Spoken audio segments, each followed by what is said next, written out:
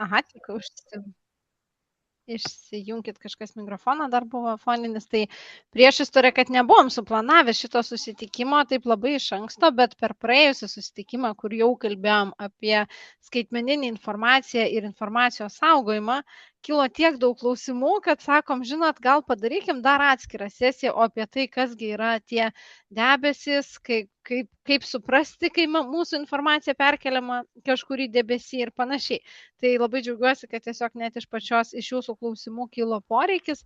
Tai kitaip tariant, drąsinu visada tai būti aktyviais, nes matot, kaip smagiai paskui gali gimti kažkokia papildoma netgi paskaita.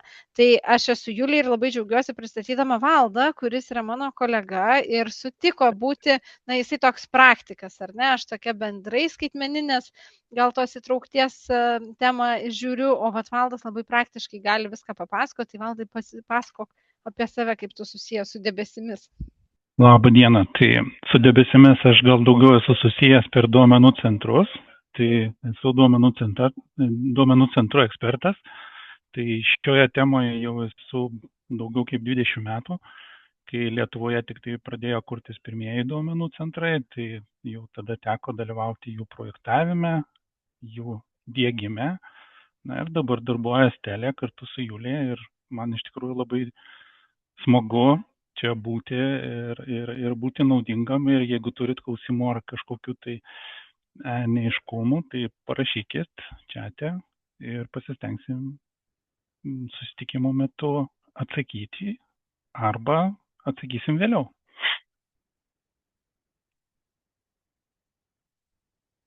Julija, nesigirdi tavęs? Taip, dabar girdisi. Gerai. Tuoj, aš jau buvau pradėjusi dalintis ekranu, bet kaip šiek tiek užstrigo mano zoomas, tai tuoj iš naujo pasidalinsim. Ir taip, šiandien nersim į tą tokią jau šiek tiek ir teoriją, ir truputėlį gal ir paskui praktiškai papasakosim. Tai kai jau matysit teisingą ekraną, pasakykit man. Matom. Matom, gerai. Tai Valdai, gal taip ir sutarkim, kai buvom ir sutarę prieš kamerų įjungimą, kad kur tu jau matai, kad nori mane papildyti ir papildyk, nes aš dabar, kai jau šėrinsiu, tai nebematysiu jūsų, ar ne, tai ten tiesiog ir... O su klausimais irgi parašykite pokalbio lange, kad, nebūtų taip, kad būtų mums lengviau paskui juos atsakyti. Tai ir neriam, ar ne, į temą šitą mūsų ir pradedu nuo tokio įdomaus sakinio, gal sakyčiau, ar ne, tokios idėjos, kad šiais laikais duomenys yra prilyginamos, žinokit, šių laikų auksui. Kodėl? Todėl, kad pasaulyje, kuriam nuolat cirkuliuoja mūsų duomenys, ar ne, jie tampa tokia vos ne kaip labai siekiama ir norima prekė, ar ne, nes mes visada, šiaip aišku, pasaulis į mus dažniausiai yra draugiškas ir viskas, kas vyksta internete, dažniausiai yra iš tikrųjų gerai, tačiau tikrai žinom, kad yra ir ta kita dalis ir yra tų žmonių, kurie galbūt ne visada gero nori tame internete būdami ir būtent tas sulyginamas su auksu šiais laikais duomenų iš to ir atsiranda, ar ne, kad tie asmeniniai duomenys labai daug pasako juk apie mus, ką jie atspindi, ar ne, atspindi ir mūsų patirtį, prisiminimus, mintis kažkokias, ar ne. Įmonės duomenys netgi leidžia vykdyti kažkokią veiklą, sekti tendencijas, priimti kažkokius pagrįstus sprendimus. Tai kartais mes nesusimastom, bet tai tikrai yra toks šių laikų auksas. Tai mano paskaitos visada būna tokios, kad aš ir jūsų vis noriu paklausti kažko, tai aktyviai pabandykim dabar tokį pratimą padaryti. Aš pasistengsiu dabar jūs matyti. Pakelkit ranką, kas, ten tą virtualią rankytę, kur galima pakelti, arba reakciją kažkokią atsiųskit. Kai nueinat į elektroninę parduotuvę ir jums rašo, užsiprenumeruok naujienlaiškį ir gauk 10% nuolaidą, bet tam palik savo elektroninį paštą. Kas iš jūsų pasiemat tą 10% nuolaidą? Pakelkit elektroninės rankytės arba kokias nors kitokias. Aš tikrą kelsiu. Reakcijų iš kitų laukiu. Aha, matau, kad ateina dar truputį. Taip, Preilos biblioteka majuoja. Taip, ačiū. Matau, kad pagrinde kyla rankytės, ar ne? Atrodo, toks nekaltas visai dalykas, ar ne? Ir visi tikrai pasinaudojam, kaip ir sakau, įskaitant ir mane. Bet aš žinot, ką pradedu dabar sakyti ir pasako tokį pavyzdį. Mes už pigiai, ar ne, už tą 5 ar 10% nuolaidą, aišku, kartais gal už brangiai, jeigu nuo 1000 eurų, tai jau tie 5% susidarytų, bet įprastai už pigiai parduodam vieną iš savo duomenų, ar ne, nes na vis tik mes atiduodam savo elektroninį paštą ir po to, kaip tyčia, matom, kad mums aišku, kad tie naujienlaiškiai, na, vat ir eina vienas po kito, nors mes, nu, nesusimastėm, ar ne, mes atrodo, nu, prisėmėm tik tai tą 10% nuolaidą vienkartinę. Tai pagalvokim kiekvieną kartą, kad čia jau pasidalinom savo duomenimis. Ir čia gal pavyzdys būtų iš miestų įvairių švenčių netgi dabar, ar ne, arba iš tų konferencijų, kur vat, dalyvaujam kartais kažkokioj konferencijai ir būna daug stendų ir tuose stenduose pasistato laimės ratą kas nors, ar ne, sukit laimės ratą ir galbūt laimėsite nakvynę kažkur, žodžiu, kokiam nors viešbutį, kokiam nors spa centre. Už tai irgi ko prašo, nusiskanuoti QR kodą, parašyti vardą, pavardę ir savo elektroninį paštą. Iš tų sudalyvavusių ir palikusių savo elektroninį paštą žmonių tą nakvynę laimi vienas, o vat visiškai jau ir už nieką, net ne už 10% nuolaidą mes labai lengva ranka atidavėm 2 asmeninius duomenis savo ir vardą, pavardę ir elektroninį paštą. Tai visada, kai tai darom, tiesiog bent jau būkim sąmoningi, kad aha, čia ne šiaip savo, aš sudalyvavau loterijoje, bet aš atidaviau savo kažkokį tai asmeninį duomenį. Tai branginkim tos asmeninis duomenys tikrai kaip auksą. Na ir tokia įžanga, ar ne? Bet apskritai, kalbant apie duomenis, tai juosgi galima saugoti skirtingose vietose. Ir iš ko ir gimė šitą mūsų paskaitą, tai aš nesikartosiu, yra įrašas, jeigu kam bus įdomu, galėsit pažiūrėti. Būtent kai vasario mėnesį mes buvom čia susitikę, kalbėjom apie tai, kad kai kurias nuotraukas arba kai kuriuos duomenis mes saugom lokaliai kažkokiam telefone, anksčiau saugodavom CD diskuose, dar žymiai anksčiau floppy kažkokiuose diskuose, jeigu dar atsimena tokį įdomų įrenginį ar ne, o dabar beveik visus duomenis saugom kažkur online, kažkokiame debesyje. Tai vad kas yra tas debesis? Debesis pats iš savęs tai yra tartum serveriai, ar ne, tokie, kurie pasiekiami internetu ir būtent tuose serveriuose veikiančią programinį įrangą bei duomenų bazės. Va toks yra to debesies apibrėžimas. Duomenis, kas yra labai gerai su tuo įkelimu į debesį, tampa pasiekiami ir čia labai svarbu iš bet kurio įrenginio.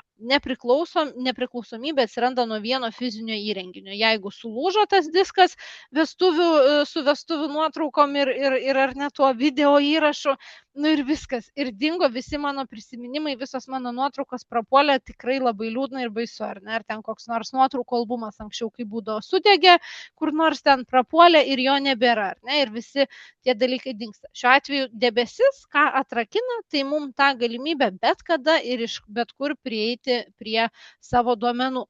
Tai tą tikrai pabrėžiu visada, kad iš tikrųjų dažnai juk dabar mūsų gyvenimo būdas yra labai pasikeitęs. Dažnai kažkur keliaujam, labai kartais keičiam dažnai įrenginius, ar ne? Tai debesyje mus įgalina būti visą laiką pasiekiančiais tuos savo duomenis bet kur. Esu Šri Lankoj ir noriu pasižiūrėti, man nėra jokios problemos, aš prisijungiu prie savo cloudo ir matau, nors ir neturiu fiziškai ten to kompiuterio, kuriame nuotraukos buvo išsaugotos pirmą kartą. Kas yra debesų kompiuterija, tiesiog tokie terminai pradžiai. Tai va čia jau vis tik yra labiau infrastruktūra ir technologija, kuri leidžia šitai paslaugai debesijos veikti. Kai keliate tą savo nuotraukas į iCloud, jeigu turit iOS operacinę sistemą, iPhone telefoną, tai jūs keliate į debesiją. Bet va jau už iCloud tos debesies stovi visa debesų kompiuterinės infrastruktūra, 1000 serverių, kurie tą paslaugą įgalina. Tai čia aš, Valdai, parodysiu kitą skaidrį ir gal paprašysiu tavęs šiek tiek mane papildyti, bet vat kaip atrodo ta debesija, tas debesis, tai jisai visai, žinokit, nepūkuotas ir minkštas, o vat tai, ką čia matom, tai yra va toks serveris ir šitose serverinėse, sakykim taip, ir yra saugomi tie mūsų duomenys. Tai debesis visai nedebesiškas, o reali fizinė vieta, duomenų centras. Taip. Ar ne, kur yra saugomi duomenys. Tai Valdai, gal tu čia papasakok plačiau. Taip, tai iš tikrųjų, ta prasme, tai tie debesis ten nesklando, tie duomenys nesklando kažkur debesise, jie iš tikrųjų fiziškai yra saugomi duomenų centruose. Kas yra duomenų centras, tai yra realus fizinis pastatas, šiek tiek specializuotas pastatas. Tai tokių mes turim nemažai ir Vilniuje.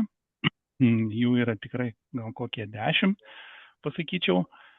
Lietuvoje jų yra šiek tiek daugiau, aišku, didžiausia koncentracija jų yra Vilniuje ir juose yra saugomi tie patys debesijos duomenys. Tai kur tie duomenys yra, tai tie duomenys yra saugyklose, specializuotose įrenginiuose, ten anksčiau būdavo tokie kieti diskai vadinami, dabar jau yra jie tobulesni, SSD diskai ir tuose diskuose yra laikoma informacija fiziškai. Ta prasme, tai jeigu kažkas tai sunaikintų tokį duomenų centrą fiziškai, tai aišku, mes duomenis prarastume, bet tam yra daug daroma, kad to neatsitiktų, tai yra realiai visi duomenys yra vienaip ar kitaip dubliuojami, jie yra pradubliuojami kitose vietose, tai čia va tai, ką daro Telia, tai Telios ir irgi viena iš tų IT paslaugų, ką mes veikiam, ką mes parduodam savo verslo klientams, tai mes parduodam tokias paslaugas, kad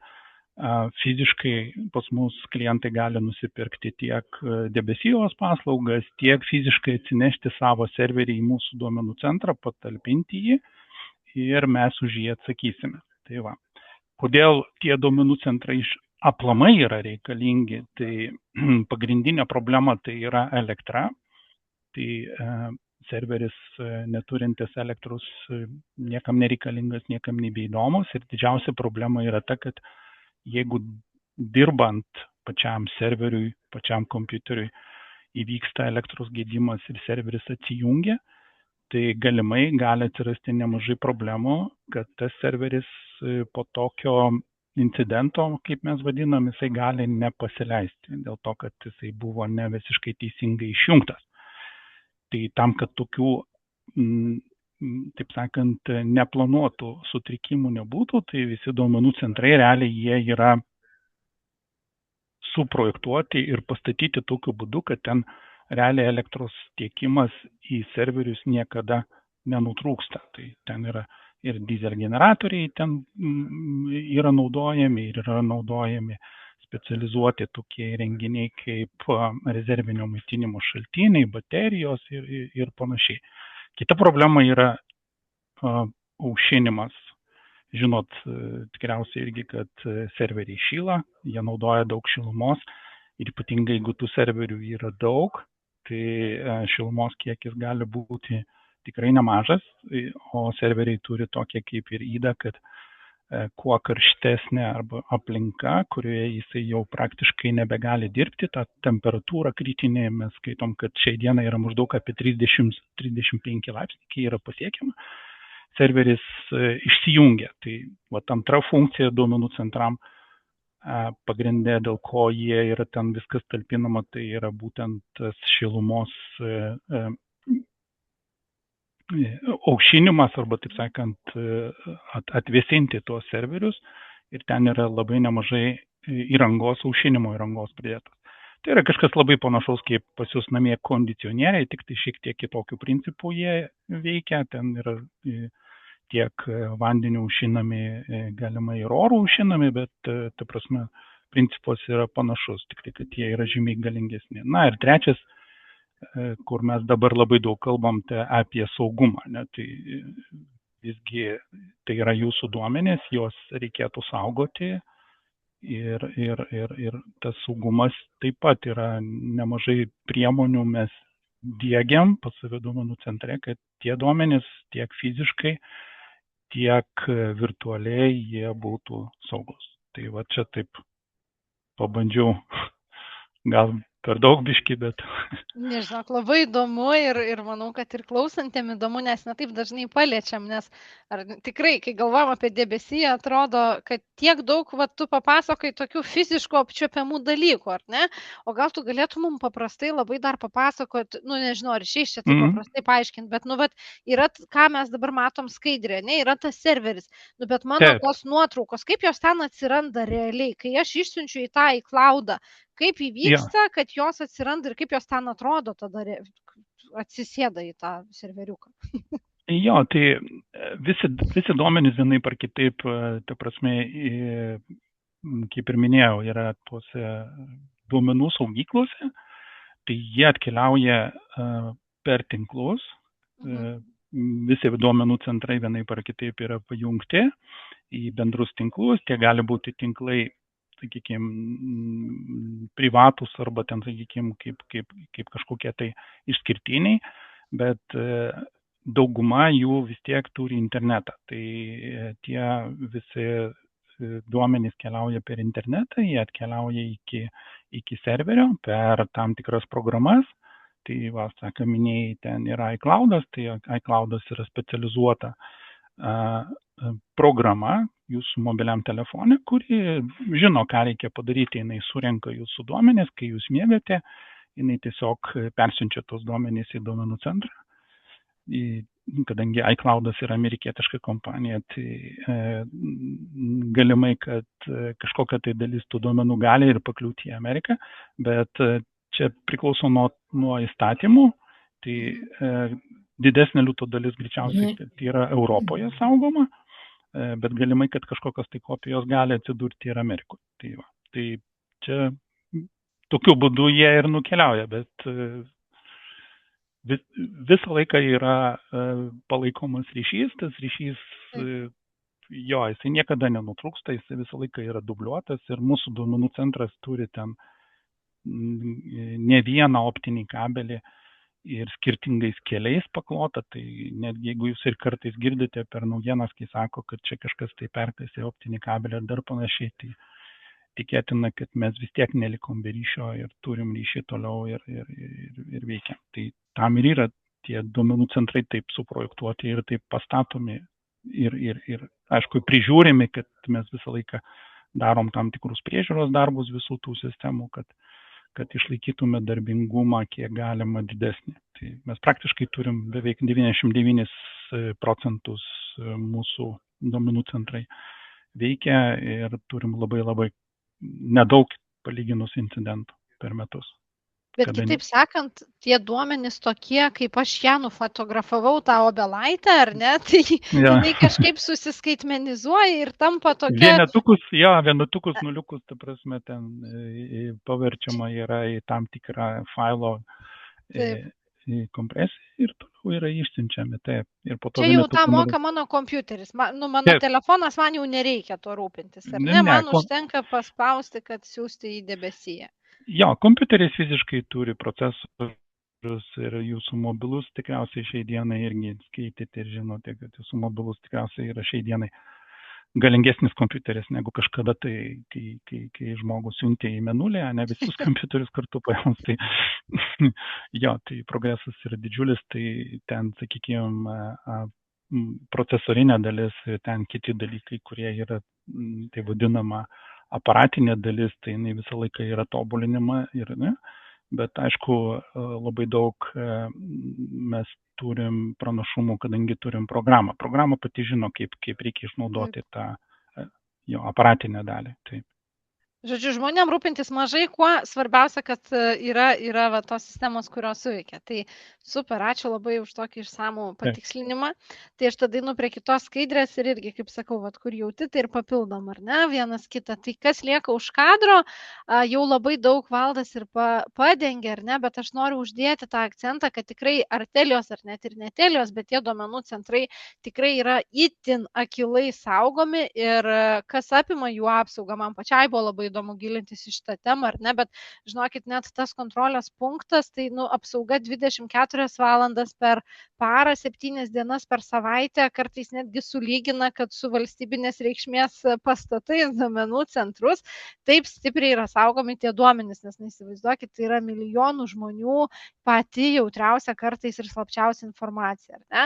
Tada, kad tu įeitum, jeigu tu dirbtum, Valdas irgi gal paskui galės papasakoti, jeigu turės, ar ne, yra dirbęs, tai kai tu nori įeiti tam duomenų centre, matyti kažkokią jau vietą, kur yra saugomi tie duomenys, tai yra įvairiausi biometriniai užraktai, piršto antspaudai, veido atpažinimas, vos ne kaip per misiją neįmanoma rodo, ar ne, rainelės nuskaitimas, bet jeigu taip rimčiau, tai iš tiesų labai unikaliai tu gauni leidimą įeiti, tu privalai būti tikrai tas žmogus, kuris turi tenai dirbti pagal savo rolę ir vėlgi pasirašomos labai rimtos sutartys su konfidencialumo įsipareigojimais, stebėjimo kameros, apsauginės sienos, netgi apsauga nuo stichinių nelaimių, vandens gaisro, žaibo, kartais duomenų centrai, kiek žinau, būna net ir po žemę statomi ir visaip kaip stengiamas juos apsaugoti. Tai vad, kaip ir sakau, kad tik autorizuoti technikai apskritai gali patekti vidun ir į tam tikras jau vietas negali net debesijos paslaugų darbuotojai, neturi tos fizinės prieigos, kad įeitų.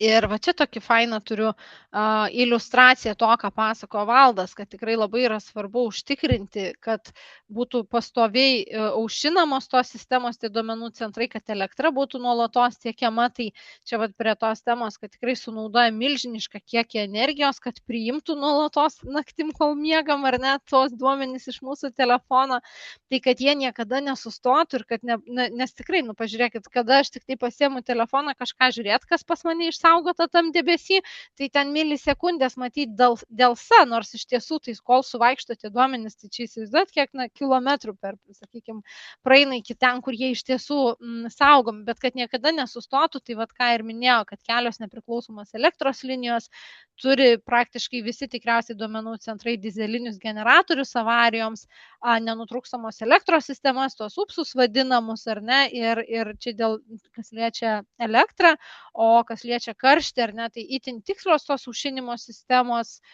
temperatūros ir drėgmės kontrolė, atrodo, ką čia labai kontroliuosi, bet tikrai, kaip ir sakėt, neturi pasiekti 35 laipsnių ten tos šilumos, ar ne, tai labai griežta ta temperatūros kontrolė, karšto šalto oro, kurį dar, žodžiu, kodėl aš taip noriu giliau jums parodyti, nesakau, mes tokį turim vienokį visai įsivaizdavimą ir toks visiškas įsižeminimas, kad iš tiesų tai tie žemiški dalykai yra aktualūs tose mūsų debesyse. Ir įdomus faktas tiesiog, kad aušinimas yra vienas brangiausių duomenų centro elementų, kad jį tikrai užtikrinti ir išlaikyti. Tai vad, kas liečia apsaugą nuo duomenų praradimo, tai iš tiesų irgi yra duomenų kopijavimas ne tik tarp kelių miestų, bet netgi tarp kelių šalių būna naudojamas, pertekliniai papildomi serveriai, nuolatos kuriamos automatinės atsarginės kopijos, tai va tas patikimumas, pasiekiamumas, ką Valdas ir apie mūsų serverius minėjo, tai praktiškai 99,9%, tai toks yra tas bendras pasiekiamumas visų serverių. Tai irgi, kad tai būtų, įsivaizduokit, kiek žmonių ties tuo dirba. Tai reiškia, net jei vienas serveris sugenda, paslauga vis tiek tęsiasi be pertraukų ir jūs net nežinot, kad kažkur ten tas duomenų centras sugedo, jūs niekaip nepajaučiat įtakos savo obelėlės nuotrauko, kaip aš sakau, ar ne visada galim pasiekti. Jo, aš tik tai dar papildysiu. Čia matau klausimą, kad ar galima prieiti prie tų kažkokio tai galimybės, ar yra. Tai labai priklauso nuo duomenų klasifikacijos. Tai jeigu duomenys yra ten kaip valstybinio, yra laikomi valstybiniuose registruose, tai aišku, kad prie tų duomenų prieiti praktiškai neįmanoma. Tai ten ir jų valdytojai Lietuvoje yra ten keli. Tai vienas iš jų registrų centras, kuris turi mūsų visus duomenis asmeninius ir ten atitinkamos yra saugumo priemonės, apie kurias tikriausiai ir aš nelabai žinau ir man gal ir nereikia žinoti. Jeigu kalba eina apie nuotraukas arba ten kažkokius tai verslo duomenis, kurios, pavyzdžiui, pas mus duomenų centre, tai ten, aišku, būna kažkokie finansiniai duomenis, tie patys ten kitokie verslo pobūdžio duomenys, ne? Tai prie tų duomenų taipogi fiziškai, ta prasme, niekas labai negali prieiti, išskyrus įstatymų numatytą tvarką. Tai jeigu mes gaunam kažkokį tai paklausimą iš teisėsaugos institucijų, tai aišku, teisėsaugos institucijos gali prieiti prie šitų duomenų, bet jeigu jūs nesat tų duomenų savininkas, tai tų duomenų praktiškai neina, dėl to, kad taip kaip ir kalbėjome, kad tam, kad įeiti į tą patį duomenų centrą, tai yra vykdoma patikra kiekvieno žmogaus ir pas mus yra tokia tvarka, kad realiai pas mus netgi jeigu ir klientas ateina iki savo duomenų, mes jo nebepaliekam vieno, visą laiką jisai yra lydimas mūsų žmonių ir dar papildomos priemonėmis stebimas, kad jisai prieitų tik prie savo duomenų ir tik tai prie savo serverių ir negalėtų. Aišku, ten, kur matėt, ten labai panašus vaizdas yra ir mūsų duomenų centre, irgi stovi spintos, tos visos spintos yra užrakintos, prie jų tai paprastai vėlgi neprieisi. Tai mes tas spintas atrakinam tam klientui, žinom, kurios spinta yra jo ir jisai prie jos gali prieiti. Tai nežinau, ar atsakiau, tikiuosi, kad atsakiau klausimą. Čia buvo Rima klausimė. Man atrodo, kad taip. Jeigu dar kilo klausimas iš to, tai dar irgi parašykit čia, pasinaudokit, kokią išminties lobyną mums čia pasisekė pasikviesti Valdas šalia, tai tikrai pasinaudokit progą, ką galės tą atsakys, bet tikrai labai įdomu. Šiaip dabar turiu vėl jums klausimą spėjimui. Šiuo metu, nerodau kitos skaidrės, nes turiu ten skaičius, bet kaip manote, spėkite ant mūsų čia tų milijardų žmonių, kiek mūsų yra, ar ne? Ir suprantam, kad duomenų centre tikrai labai daug duomenų gali būti kaupiama. Tai paspėliokit, tiesiog įdomu dėlį į chatą parašykit kokį nors skaičių, kuris ant minties galo ateina, kiek šiuo metu pasaulyje veikia duomenų centrų jūsų galva, maždaug. Čia nereikia pataikyti, bet man tiesiog įdomu jūs biškai irgi įtraukti. Kiek maždaug galėtų pasaulyje vykti duomenų centrų? Valdai, tu tai nerašyk. Jeigu paspėlioja. 28, dauginkim, stipriai dauginkim. 1000 Rima spėja. Šilčiau, bet dar dauginkim.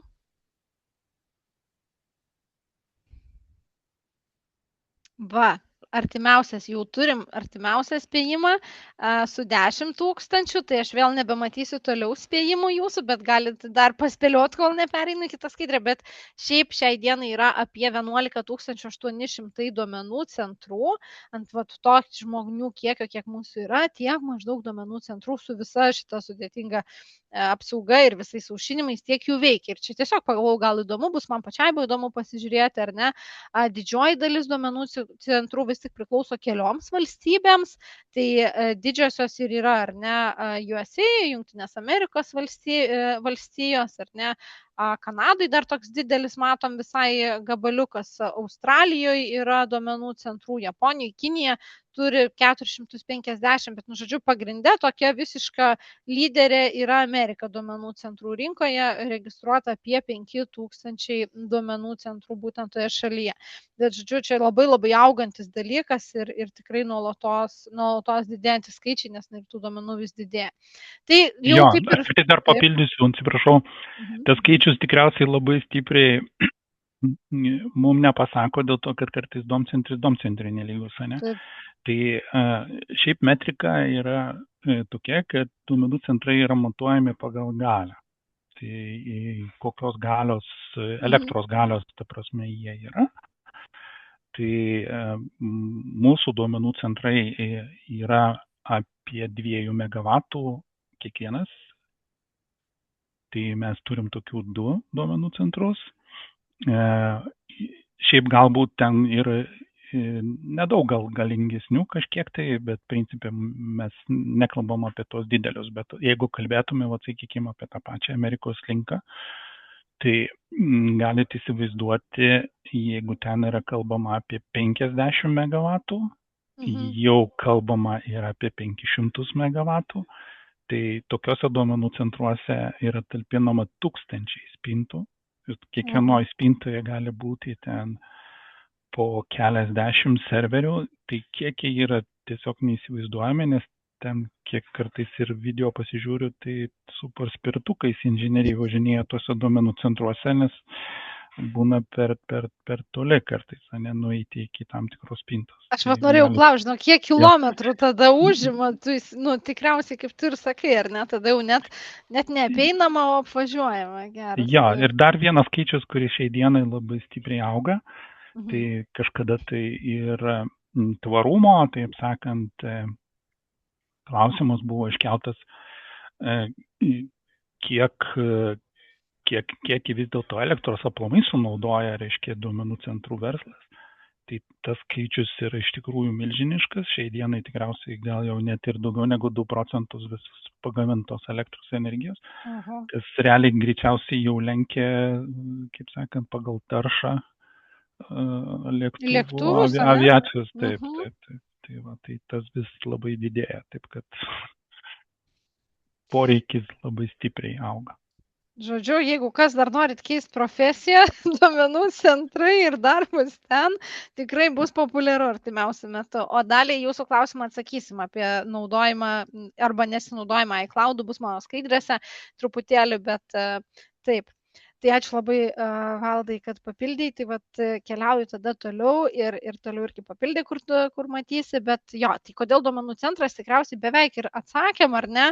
Bet, na, jau tikrai duomenims mūsų ten yra geriausia. Ir iš tiesų tiek saugumas, tiek patikimumas, tiek tvarumas, kritinė infrastruktūra, nu mes patys tikrai neužtikrinam net pusės tokios apsaugos savo nuotraukų albumam, ką užtikrina ar ne duomenų centrai. Tai kadangi man čia reikėjo pakeisti spalvas prieš pat pradedant pasakoti jums, tai šiek tiek čia nusitrynė kai kas, bet čia nuotrauka vėlgi apie tą saugumą. Tai jau rodžiau didžiąją dalį, bet žiūrėkim, kas dar, tai net ir ta dujinė gesinimo sistema, kur mūsų gesintuvų dydis, pažiūrėkit čia, kokie didžiuliai ar ne, įrengti įvairiausia ta dujinė gesinimo sistema, ankstyvaus gaisro nustatymo sistema, video stebėjimo sistema, 90 dienų saugo įrašus. Tai žodžiu, pastoviai saugomi labai, labai stipriai. Tai tą jau kaip ir supratom žinutę. Dar tik tai papildysiu, kad mes iš tikrųjų visuose duomenų centruose turim gesinimo sistemą. Tai aišku, tikriausiai daugam kyla klausimas, tai kaip tos serverius gesinti.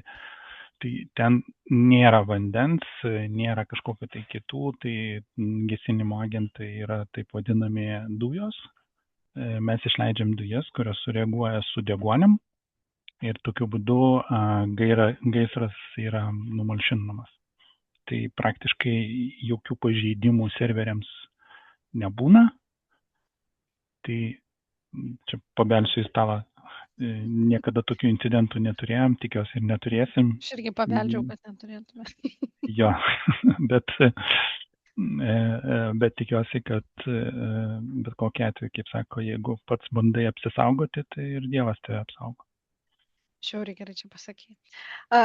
Tai žiūrėkit, aš jums turiu video, jis labai senas, tai netraktuokim jo kaip, kaip šiandien dienos situacijos, bet aš neturiu naujesnio, o vis tiek yra visai įdomu užmesti akį, kaip tas duomenų centras atrodo, tai mažas, taip vadinamas, nu, iš anksto išduodu, ten ir Valdą pamatysim, kai jis dar net nedirbo Teliui, nežinau, ar Valdas žino, kad tokį video aš dabar rodysiu, bet žodžiu, dar jisai irgi ten dar yra nusifilmavęs, tai aš tik dabar galvoju, ar su garsu aš jums šėrinau ar be. Ar nereikia, nu pabandom, aš leisiu. Ar matot visų pirma YouTube kanalą ar dar skaidrės? Skaidrės. Skaidrės, ne? Kažkodėl tada, nu pabandom iš naujo stop šėrinti ir share screen. Ir pabandom tada window va šitą daryti. Also share audio.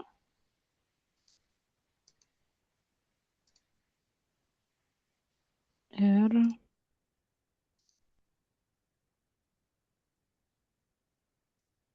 jeigu entire screen pabandom taip.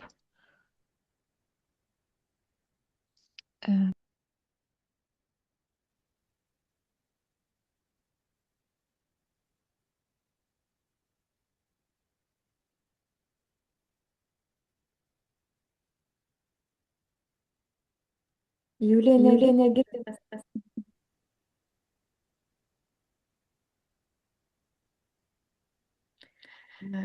Greičiausiai tada Julija greičiausiai ekranus uždarė.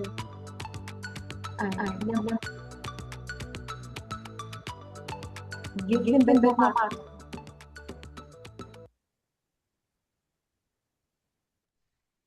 Nu, labai keista, nesuprantu, kodėl nematot, tai blogiausiu atveju, nežinau, įmesiu gal į čatą video, bet aną kartą pavyko, tai gal dar vieną kartą pabandau, jeigu turim biškį dar kantrybės pabandyti gerai, o jeigu nepavyks, tai tada neparodys. Vis kažkaip norisi parodyti, čia kai tie du ekranai, nenoriu sugadinti dabar visko. Tai dar vieną kartą pamėginam ir pažiūrim, ar pasiseks. Jeigu, tai Vida palinksėkit, jeigu ir matysit ir girdėsit, aš gal pabandysiu, arba pasakykit, kad jeigu girdėsit, o jeigu ne, tai ir sakykit, kad ne. Tai, taip, dar kartą pabandau share. Taip, padidinkit per visą ekraną tada tą.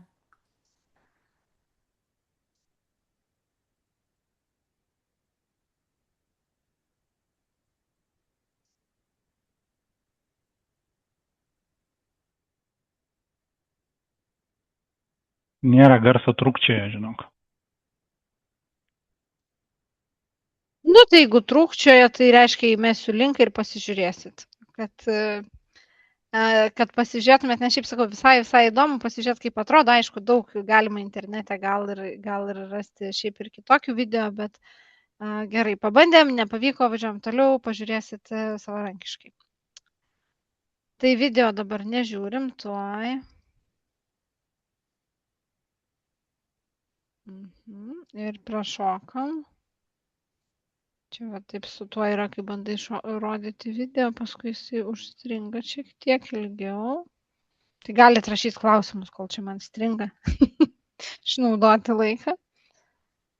Tada vėl nustoti šėrinti ir aš tada praeisiu. Va taip ir iš naujo.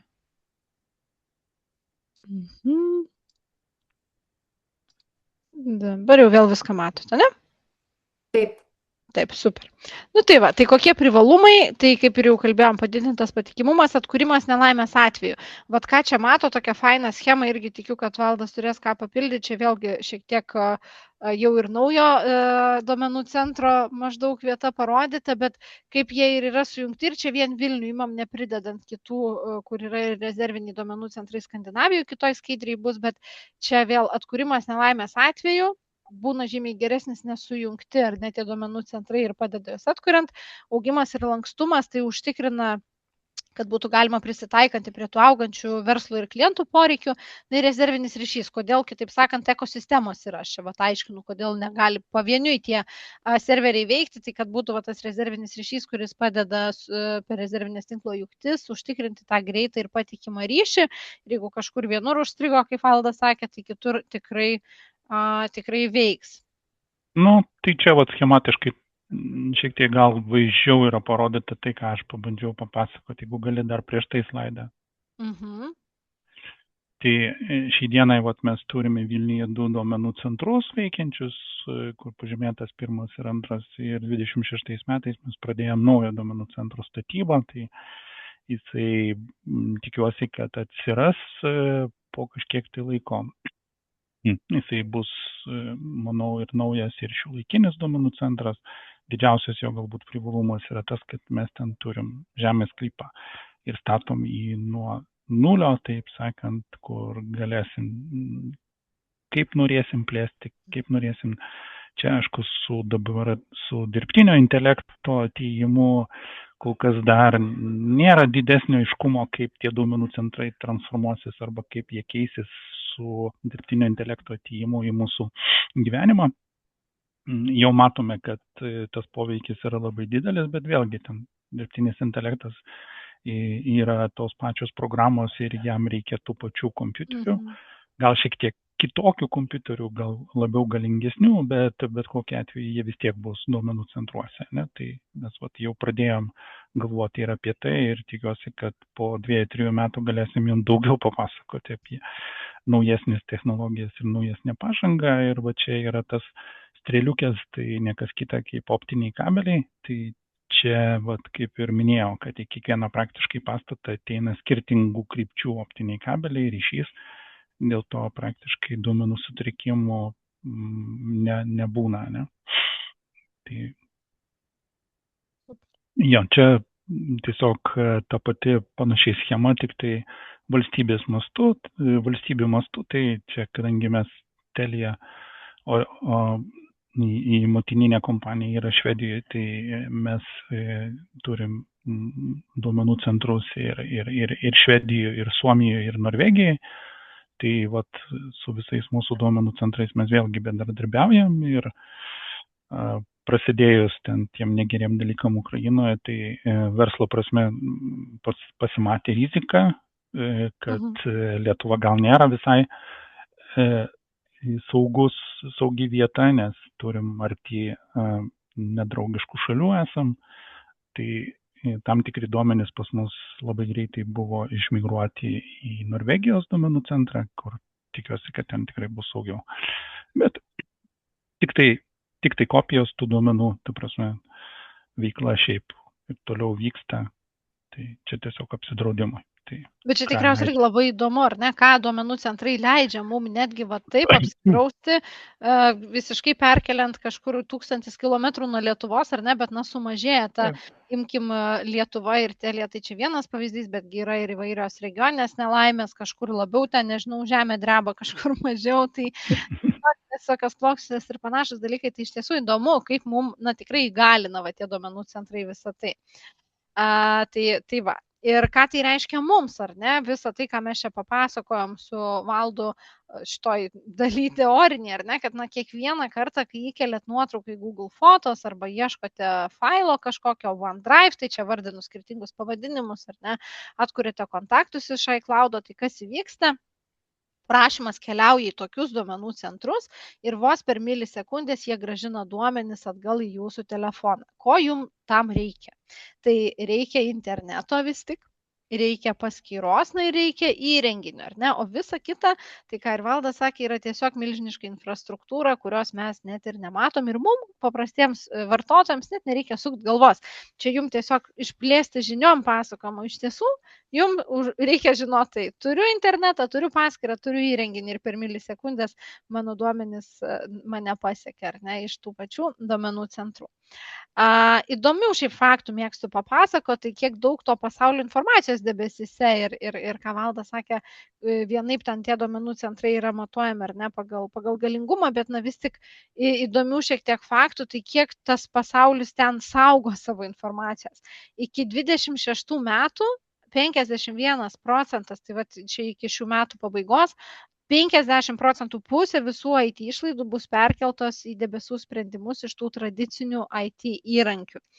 Čia kairiai pusė verslas, dešiniai bus privatus asmenys. 75% technologijų lyderių visus naujus produktus ir funkcijas jau kūrė debesyje. Reiškia, ne lokaliai kažkur pas save įmonė susikūrė sistemą ir ją saugo lokalioj kažkokioj prieigos schemoje, ar ne, tačiau jau kelia būtent į debesiją. 4 iš 5 įmonių planuoja padidinti investicijas į debesiją, nepaisant netgi to ekonominio netikrumo, jeigu ant kažko ir galvoja galbūt sutaupyti, efektyvinti, tai vis tiek 4 iš 5 planuoja didinti, kur didins investicijas, tai į debesiją. Ir beveik 50% organizacijų naudojasi vienaip ar kitaip, ar ne, debesimi arba visiškai įgalina, kaip matėm. Dabar kas irgi yra debesyje, tai Gmailo vartotojai, tie žmonės, kurie turim visi savo telefonuose tikriausiai dabar Gmailo paštus, man šiek tiek pasirodė mažokas skaičius, bet matyti viską taip apžiūrint, peržiūrint šalis, kur gal iš vis nenaudojama, tai Gmailo vartotojų privačių asmenų metų pradžiai buvo 1,5 milijardo kažkur skaičiuojama. iCloud vartotojų virš milijardo, tai čia reiškia tiek iPhone naudotojų mes turim pasaulyje daug, ar ne, kurie naudoja iCloud tą galimybę atkurti tuos duomenis, ar ne.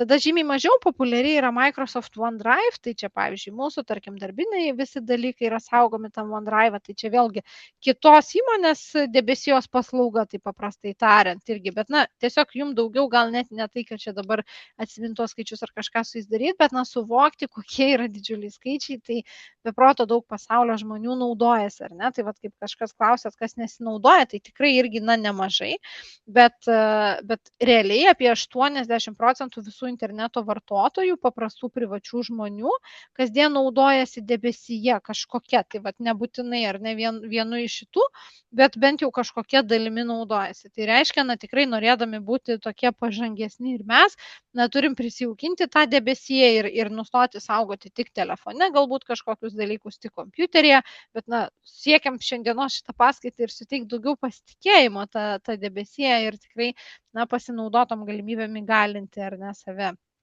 Ir tos ekosistemos, 3 populiariausios, nežinau, Valdai, papildyk, jeigu aš gal kažko dar čia labai reiktų pridėti, bet aš tokias 3 išskyriau, tai Google Drive, ar ne, viskas, kas yra Google, ta sistema Google Drive, tenai yra ir Google Fotos, ir Gmailas, Apple turi tą savo iCloud'o visą dalyką, ir Microsoft'as, tai būtent OneDrive, visi Office 365, tai ar čia kažką dar reikėtų pridėti, ar maždaug tiek ir yra tų debesijos ekosistemų iš tų žemesnių? Jo, čia tos pagrindinės, tai tikriausiai taip ir yra. Tai prasme, kiek aš žinau, tai ten tas pats Microsoftas, Google'as ir Apple kompanijos, reiškia, yra pas mus lyderiai šito ir visi to duomenys vienaip ar kitaip ten nukeliauja. Tai aš daugiau kalbu apie tos privačius, ne? Tai žmonės, kurie naudojasi ten, turi paskyras pas šitas kompanijas, tai jeigu turi paskyrą, tai dabar beveik visi tos kompanijos, jos vienaip ar kitaip užtikrina tokį, kaip pasakyti, patogumą, kad pasikeitęs telefoną, tu visus savo adresus, mobilius telefonus, nuotraukas ir visą tą informaciją, kuri tau yra svarbi, jinai išlieka, nes jinai nukeliauja į šitų kompanijų gamintų tos vadinamos debesijos paslaugas. Tai mes net kartais ir patys net nesuprantam, kad mes tiesiog naudojamės tos debesijos paslaugomis, kad jau ten atsidūrė. Aišku, galima juos išjungti, bet standartiškai jie būna įjungti. Tai vėlgi lygiai tas pats ir su kompiuteriais asmeniniais, lygiai taip pat, jeigu jūs ten turit Microsoft'ą kažkokį tai paketą programų ir tas vadinamas Office 365, tai vėlgi jau kažkoks tai OneDrive'as ar dar panašiai. Aš ir pats labai daug naudoju šitas aplikacijas, tai tiek Microsoft'o, tiek Google Drive'o, tiek visus tris, nes mobilų turiu Apple'o namie, Microsoft'ą ir Google paštą, ta prasme, naudoju, tai vėlgi ten taip, iš tiesų, persipina. Jo, tai čia praktiškai mes visi vienaip ar kitaip naudojamės jau tai reikia. Nesusimastydami, ar ne? Būtent aš irgi noriu pasakyti, kad nesusimastom, bet jau naudojam. O aš noriu vėl jūs pakviesti pasiūsti man reakcijų. Kas atsimena tuos laikus, kai nusipirkau naują telefoną ir perrašinėjau ranka, tiesiog įvedinėjau kontaktus į naują telefoną iš seno. Ar dar atsimenat, kad taip nesenai visai gyvenom? Aš tai balsuosiu, žinokit, kad atsimenu, nes tikrai anksčiau, kai būdavo, jokių čia debesijų. Geriausiu atveju kažkada jau atsirado Bluetooth'as, jau kažkaip buvo galima ten sulietus, lyg tai kažkas pereina, bet nebūtinai viskas. Tai, kaip sudėtinga buvo, dabar net nesusimastom, kad čia rankutėm perrašinėtume, bet ačiū, kad mane palaikot ir jūs atsimenat, matau, irgi siunčia tas reakcijas, nes tikrai, ir taip buvo tie laikai ne taip senai, ar ne? O kiek iš tiesų toli pažengiam, tai naudokimės tą pažangą, ar ne? Na ir apie privalumus labai daug papasakojom, bet aš gal ir truputėlį apie tos iššūkius, kodėl mes tai bijom, atrodo, vis tiek tų debesų. Tai matyti dėl to, kad kartais vis tik yra nemokama vieta ribota ten ir vis ateina žinutės, kad čia baigėsi jūsų, kaip man dažnai, kai vedu tokias paskaitas, tai per praktinę dalį, kai gyvai susitinkam, tai vis atneša man tos telefonus ir sako, žiūrėkit, pas mane baigėsi vieta, ten Gmailas prašo kažką papildomai nupirkti, ką daryti, tai taip, nemokama vieta yra ribota, reikia su tuo susitaikyti, kad reikia primokėti papildomai už tą didesnį kiekį duomenų saugojimui ir labai tikiuosi, kad kai pamatėt, kiek kainuoja tą duomenų centrą, kiek ten daug darbo nuo apsaugos ir viso kito, ką šiandien pasakom, truputėlį gal yra aiškiau, už ką čia ima tuos 2 eurus per mėnesį, tas Gmailas ar ne, tas Google accountas, kad man duotų papildomai tą 100 gigabaitų, tai už tą ir ima, sakykime, ar ne? Na, reikia paskyros ir slaptažodžio. Bet kas man labai irgi čia jau neprašysiu balsuoti, bet atsiminkit, kas rašėt, kokius rašto darbus. Nežinau, ten aš tai, kai rašiau bakalaurą prieš kokį 10 metų, tai atsimenu kaip siaubingiausią patirtį, kai man vidury rašymo kažkodėl išsijungia kompiuteris ir šaltas prakaitas išmušė ir aš paspaudžiau tą mygtuką išsaugoti ar ne, nes jeigu neišsaugau, tai praradau praktiškai viską, nes aišku, kaip per naktį vieną rašiau. Bet, jeigu rimtai, tai ar ne, ta baimė netgi anksčiau būdavo, kad, o Dieve, jeigu aš kažko tik tais neišsaugau, tai ką tada aš darysiu, ar ne? O dabar, jeigu jūs nuolatos yra netgi toks automatiškai išsaugoti, esat pastebėję, tikriausiai autosave vadinasi, jeigu kažkokį darbą dirbat, kad automatiškai ir išsisaugotų tam pačiam debesy. Tai reiškia, šitas kompiuteris išsijungė, numirė, kažkas jam atsitiko, aš prisijungiau prie savo paskyros, suvedžiau slaptažodį ir viskas atsistatė. Tai tas yra tikrai didelis pliusas.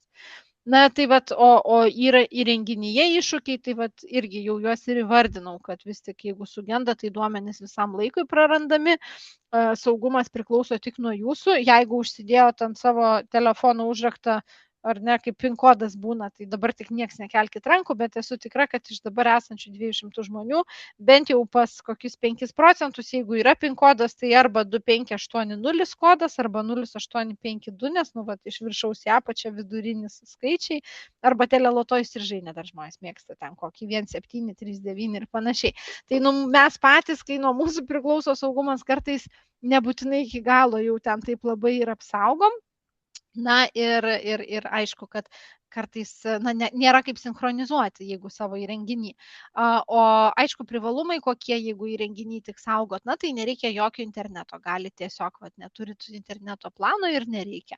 Jokių prenumeratų nereikia mokėti, turit ten, nežinau, šiais laikais matyti irgi mažiausia atmintis tikriausiai koks 124, nežinau kiek tų gigabaitų, bet tikriausiai arba 256, ar ne, arba ten koks kažkiek. Tai žodžiu, susimokėjot, kiek yra viduj, tiek ir yra.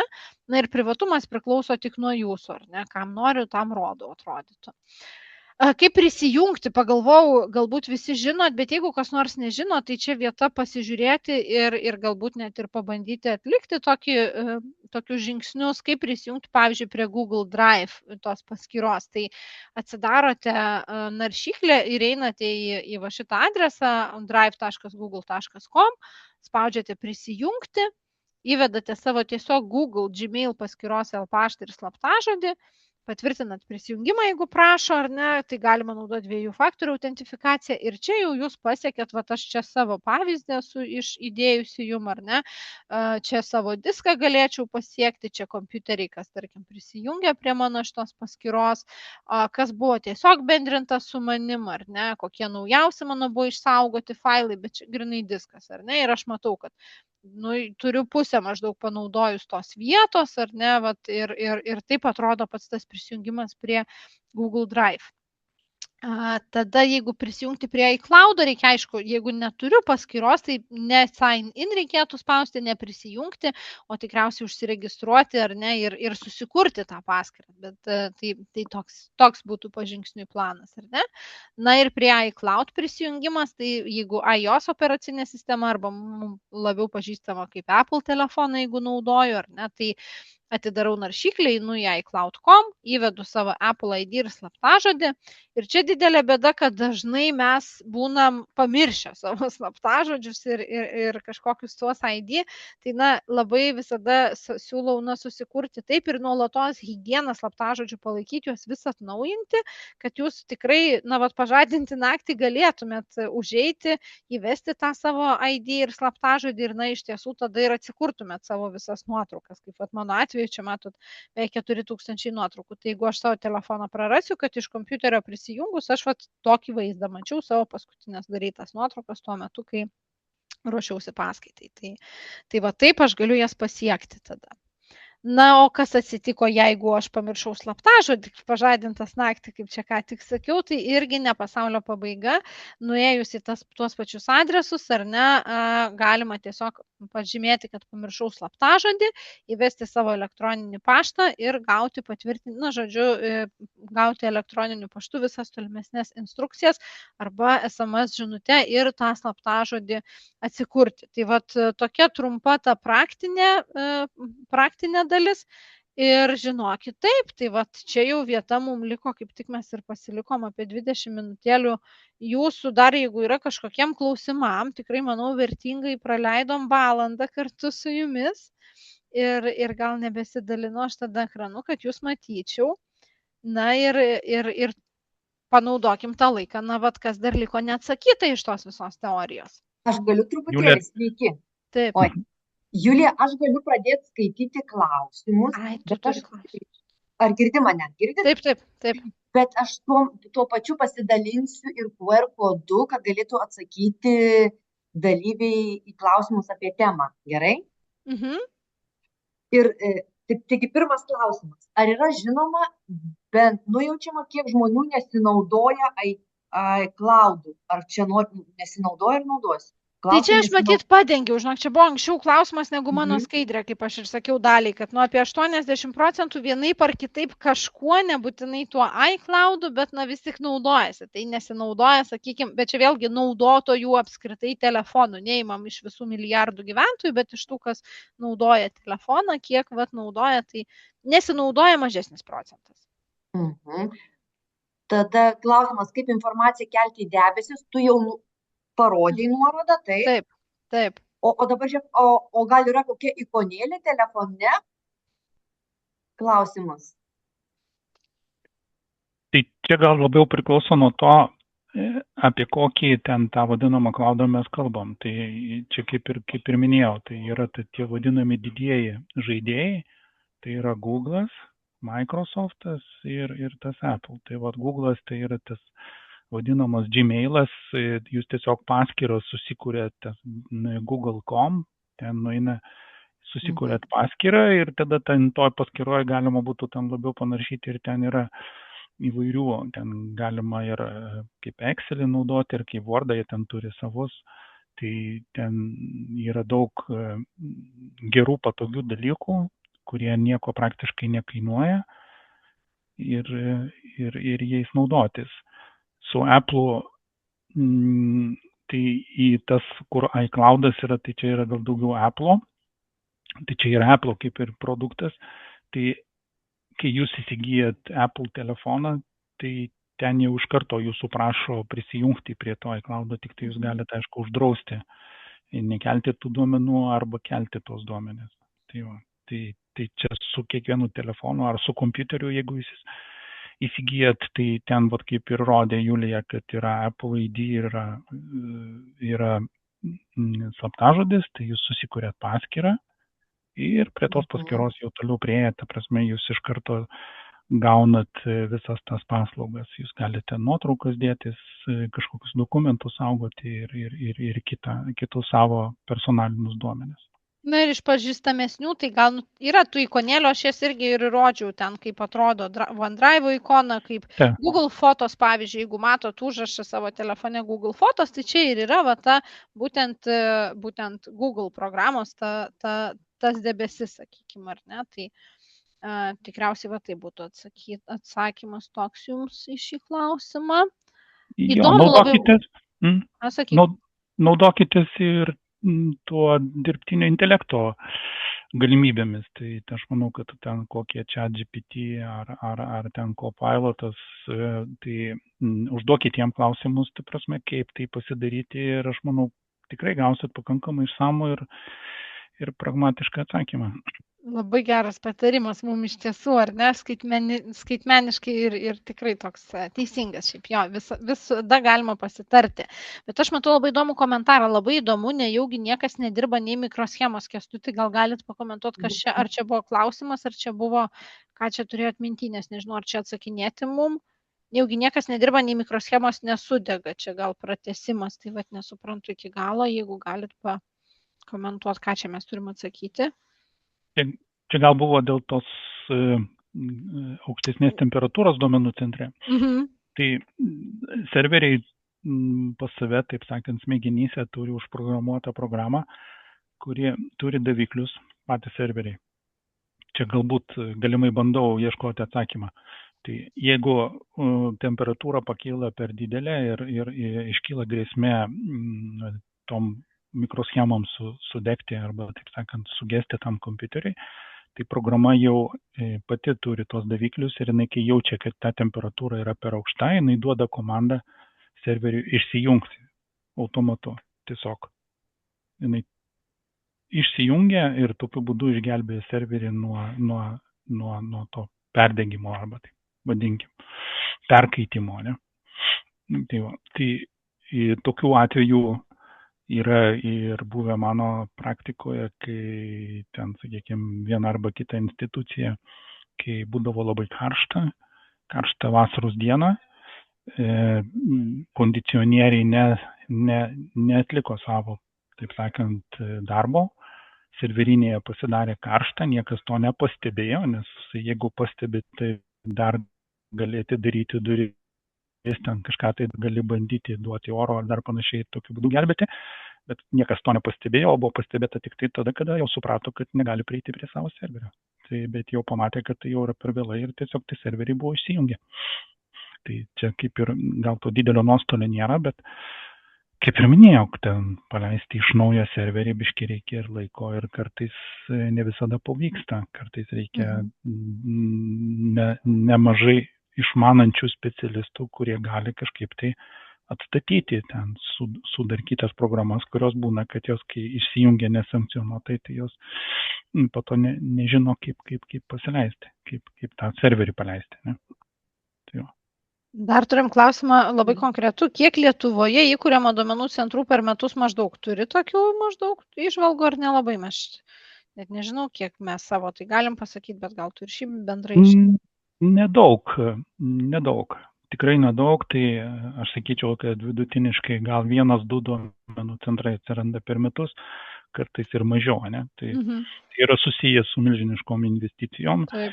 Vienas, kad reikia susiplanuoti tos pinigus, antra, kad nestatai ten, sakykime, labai mažo to duomenų centro. Tai viena dedamoji yra ta, kad jį reikia kažkaip tai parduoti, užpildyti, ne? Tai, vėlgi jau pasiplanuoji, pasistatai biškai didesnį, kad ilgesniam laikui ir kita vertus, kad pats duomenų centro gyvavimo ciklas, arba taip sakant, kaip mašinai, ne? Ten nusipirkat mašiną ir įskaitomą yra, kad po 10 metų gal reikėtų ją pasikeisti. Tai čia labai panašiai, duomenų centro irgi yra gyvavimo ciklas ir jisai gyvena apie 15 metų. Po 15 metų reikia daryti sprendimą, ar mes kažkaip tai keičiam įrangą duomenų centre ir jį toliau tęsiam jo eksploatavimą, ar tiesiog jį kažkokiu tai momentu uždarom ir statom naują. Labai įdomiai tu atsakinėjai. Jau man ir pačiai įdomu. Ja. Tai... Aš mačiau dar vieną klausimą, ten buvo klausimas, ar yra įrašomi pokalbiai ir persiunčiami į duomenų centrą. Gal tu galėtum pasakyti, Julija? Čia, žinokit, labai įdomus klausimas, aš tikrai nežinau, kaip yra su pokalbių įrašais. Jeigu jūs kalbate apie tai, kai mes pasikalbam su mama, tete, ar ne, ar su dukra, ar tie pokalbiai kažkur įsirašo, aš nenoriu spėlioti, bet nemanau, nuoširdžiai nemanau. Manau, kad jeigu pokalbiai yra įrašomi, tai visada yra informuojama, kad ir jūs skambinate į Teliją, tai mes sakom, jūsų pokalbis bus įrašytas, bet jeigu mes jau tos įrašus saugom, tai mes saugom savo sistemose, mūsų sistemos jos tikėtina, kad saugo tikriausiai ir duomenų centre, kaip ir kita informacija, kurią mūsų kompiuteriai saugo. Tai ten tam tikras laikas vėl priklauso nuo tų sutikimų, bet tie pokalbiai, kur kalbam su artimaisiais, aš asmeniškai manau, kad jie niekur nėra įrašinėjami, nes... Kiek aš žinau, aš galiu klysti, bet man atrodo įstatymiškai negalima tai to daryti. Taip, aš irgi taip man atrodo, tik tai su prokuroro leidimu galima daryti įrašus, bet tai turi būti tam tikras pagrindas dėl ko. Ir tai gali daryti tik tai teisėsaugos institucija, pavesti, pavyzdžiui, mums atlikti tam tikrus dalykus. Bet aš irgi nesu šitos srities ekspertas. Bet aš manau, aš tai drąsiai šneku. Manau, kad tikrai niekas neįrašinėja ir duomenų centre jie nėra saugomi, jeigu tai yra privatus pokalbiai. Vėlgi, jeigu tai yra susijęs su mūsų įmonė, tai galimai galbūt kažkokios tai pretenzijos ar dar panašiai, kur jūs skambinat specialiais telefonais, tai ten būna dažniausiai įspėjimas, kad tas pokalbis bus įrašytas. Jūs tai irgi pastebit, tikriausiai dažnai aš skambinu ir tą pačią polikliniką ir visą laiką man pasako, kad nenorit, kad būtų įrašytas, neskambinkit, ateikit. Taip, tiesa, ir pasirenkam, ar norim, ar ne. Taip. Gintarė, ar tu nori kažką papasakoti apie šitą savo QR kodą, ar mes toliau galim čia dviese su Taip, jie žmonės atsakinėja, bet gal dar galima kartu mes Julija atsakytą, ne? Tu nori, kad kartu mes peržiūrėtume šitos klausimus iš tavo QR kodo? Atsakyti, nes jau matau, atsakė 50, kad ir dar aš vis įdedu, kas ir nuorodą, galite ir nuorodą paspausti. Aš siūlau, Gintarė, labai čia mes gražiai klausimus atsakinėjom. Tai gal tada pabaigiam tos klausimus pereiti ir tada jau į tuos bendrai tada. O mes dabar neatsakymą žiūriu, ne?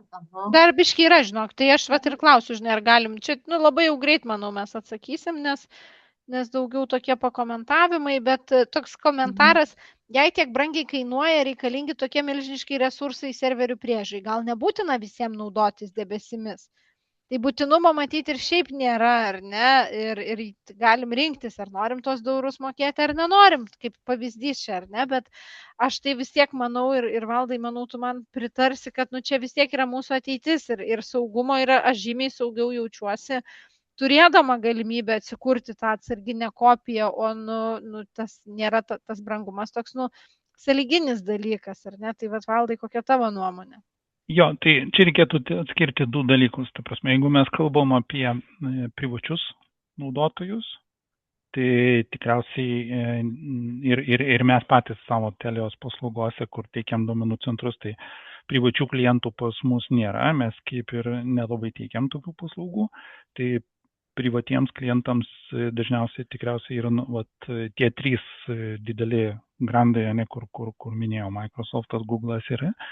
Tai ten praktiškai visi duomenų centrai šiaip realiai, ką mes teikiam, kokias paslaugas teikiam, tai jas yra reikalingos verslui, nes žinote, kad verslas šiai dienai be IT technologijų, be duomenų sunkiai gyvena ir tikriausiai labai sudėtinga būtų, tai tų duomenų praktiškai jau turi visi ir su jais reikia dirbti. Ne? Tai čia atsakymas gal daugiau tas, kad mes dirbam pagrindę su verslu, dėl to ir pas mus taip nėra paprasta, nes turim nešti didelę atsakomybę prieš verslą, dėl to turim daryti viską patikimai ir labai atsakingai. Ar telefone ištrynus duomenys jie išsitrina ir debesijoje? Tai priklauso nuo to, kaip jūs esat padarę, ar sinchronizavę, ar nesinchronizavę. Jeigu jūs telefone neperkelėt į debesiją, tada tikrai ištrynėt tik iš telefono, bet jeigu perkelėt ir ištrynėt, čia šiaip geras klausimas, man atrodo, šiaip tai ne, debesijoje jie turėtų likti, jeigu jie jau ten nuvažiavo. Valdai, kaip čia teisingai atsakyti, dabar galvoju. Aš gal daugiau naudojuosi tuo Apple obuoliuko telefonu, tai kiek žinau, tai kai tu išsitrini, tai tave įspėja, kad 30 dienų jie dar saugo tam. Taip. Jo, 30 dienų dar saugo tame krepšelyje ir po 30 dienų jie ištrina visai. Tai ta prasme dar 30 dienų. Galima dar atkurti teisingai.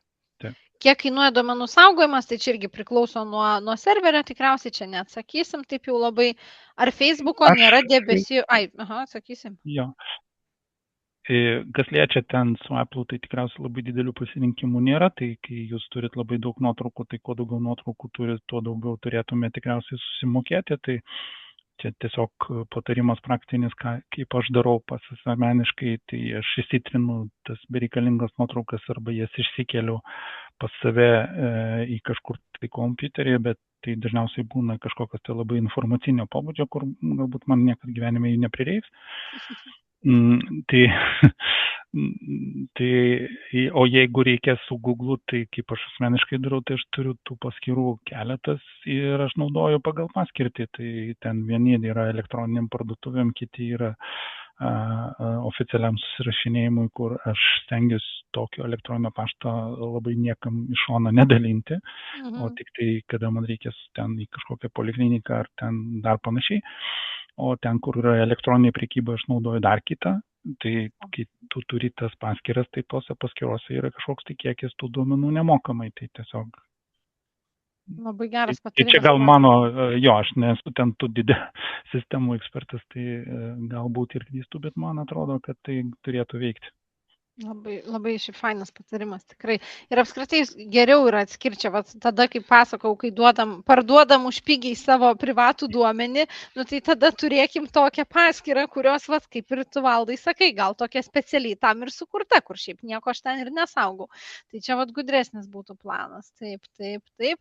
Kas apmoka serverių išlaikymą, tai čia matyti irgi įmonių, kas užsisako pas mus, pavyzdžiui, įmonė kažkokia pas mus perka serverio paslaugą debesijos, tai jie ir apmoka. Tai įmonė apmoka iš savo pusės, o mes, kaip vartotojas, ten kažkokią dalį sumokam.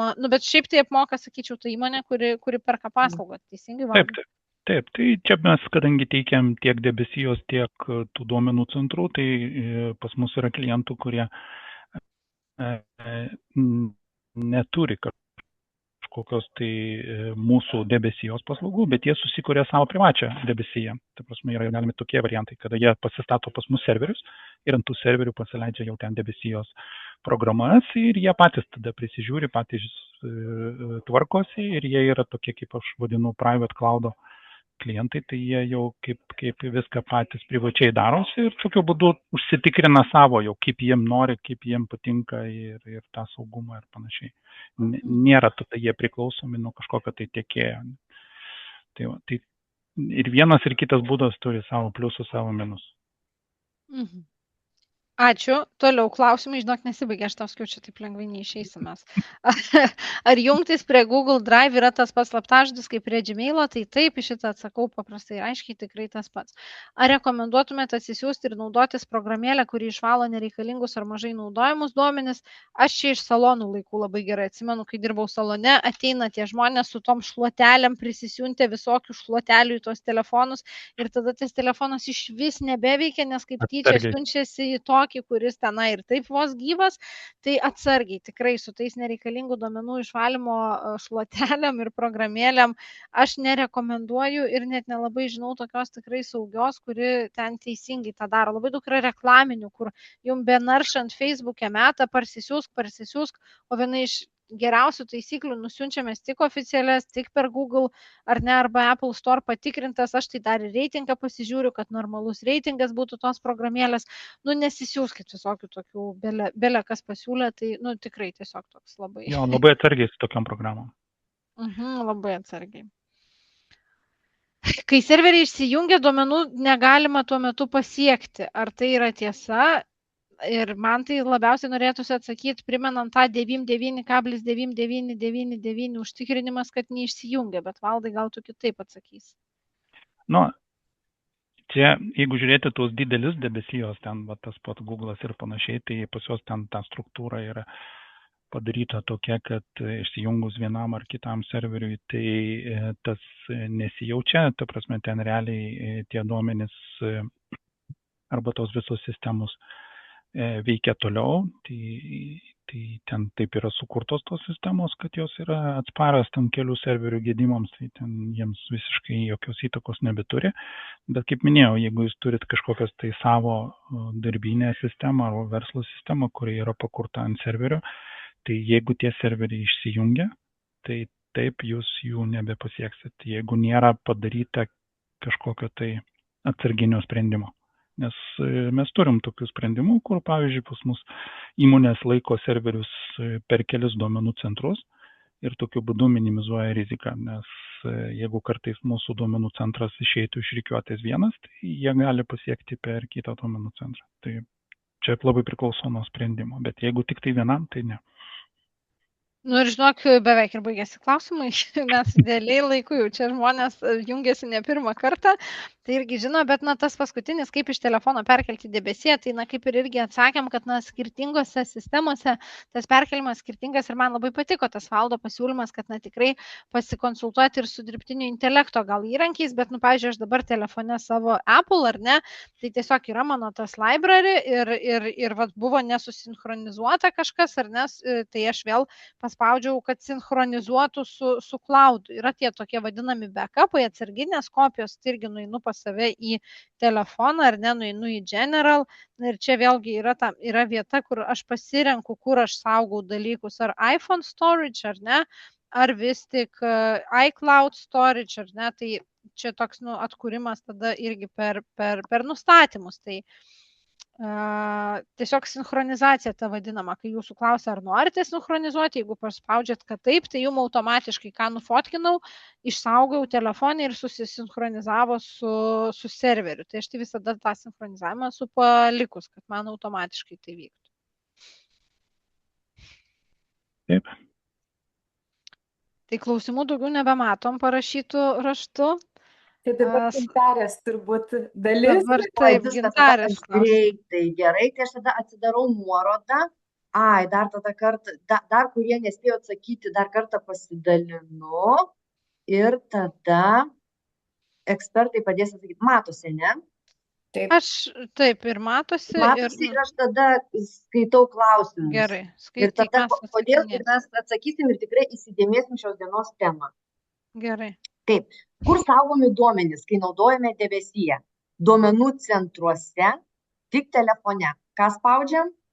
Duomenų centruose bet kokiu atveju yra saugomi. Gerai, aš jau noriu paklausti. Ar galima pasiekti savo duomenys iš skirtingų įrenginių? A, taip, antras ne. Ką, ponia, už atsakysit? Taip, visi užsiminė. Ar reikia interneto, kad naudotumėtės debesyje? Taip, ne. Manau, kad taip. Taip, teisingai, Julija. tą užfiksavom, kad taip. Taip, jau kelis kartus Julija pakartojo. Ar debesyje daro atsarginės duomenų kopijas? Tikrai taip. Jei sugenda telefonas, ar duomenys debesyje išlieka? A, taip. B, ne, taip. Tai taip ir tai yra ta stiprybė, kad čia mes apsisaugom ir telefonas sugedo, paskendo Palangos jūroje ir mūsų duomenys su juo kartu neprapuolė. Tiesą sakant, reikėtų tik tai pridėti, nes čia kalba eina apie tuos išmaniuosius telefonus. Jeigu mes kalbam apie Nokia, ten, kur anksčiau buvo, kurie neturi tų vadinamų susijungimų su internetu ir tų aplikacijų, tai aišku, kad tokie telefonai tikrai neprasidubliuos. Taip. Čia dėl ko ir mes pabrėžiam, kad interneto reikia. Tai jeigu telefonas pats neturi interneto ir nieko kito, tai natūralu, kad taip. Tada rankytėm dar reikės perrašinėti tos numerus. Jo, turi būti telefonas ir turi būti paskyra. Tai yra sutartis su debesijos tiekėju. Tai viskas, man atrodo, žinokit ką, atėjo laikas man irgi padėkoti jums už tą visada šiltą priėmimą, aktyvumą, prisijungimą, tokį didžiulį 100 žmonių ketvirtadienio vakarą pasirinkot pabūt su mumis. Tai mes su Valdu labai džiaugiamės ir tikrai dėkojam ir Telijos vardu, ir savo vardu, ir ačiū seniorų pasauliui visada už tą, kad sujungiat ir kalbat tokiom įdomiom temom. Tai tikimės, kad buvo įdomu, kad kažką nuo sužinojot. Taip, tikrai, tai ačiū labai dar lektoriams, ačiū vertėjai, ačiū Gintariai, kuri padėjo moderuoti, o aš tada stabdau įrašą.